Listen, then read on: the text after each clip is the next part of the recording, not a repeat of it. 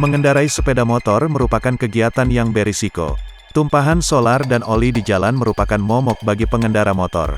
Seperti yang terjadi dalam video yang diunggah akun Instagram Dascham Owners Indonesia, memperlihatkan sejumlah pemotor terpeles karena tumpahan solar. Di video pertama terlihat bus Agramas mengalami kebocoran solar yang diduga terjadi di Jalan Raya Solo Pacitan. Tumpahan solar itu kemudian membuat pemotor terjatuh setelahnya. Head of Safety Reading Promotion Wahana Agus Sani mengatakan, kondisi terpeleset karena adanya solar atau oli di jalan memang sulit untuk ditebak karena tidak terkendali. Namun perlu diketahui adanya potensi bahaya bisa diminimalisir.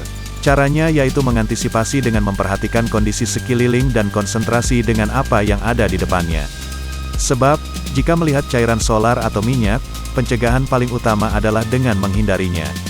Pertama, pandangan selalu lihat jauh ke depan agar kita bisa memprediksi bahaya yang akan terjadi, dan bisa segera mengambil keputusan yang tepat untuk keamanan berkendara kita, ujar Agus kepada Kompas.com, belum lama ini. Jika memang melewati jalan licin maka diharapkan tetap tenang dan jangan panik. Jangan mengerem mendadak dan posisi tubuh juga mesti rileks. Jangan tiba-tiba menarik rem depan secara kuat, karena akan menyebabkan ban depan tergelincir. Jadi, usahakan gunakan kedua rem, namun porsi rem belakang lebih kuat, katanya. Pengendara, kata Agus, harus tetap mempertahankan keseimbangan saat melewati cairan.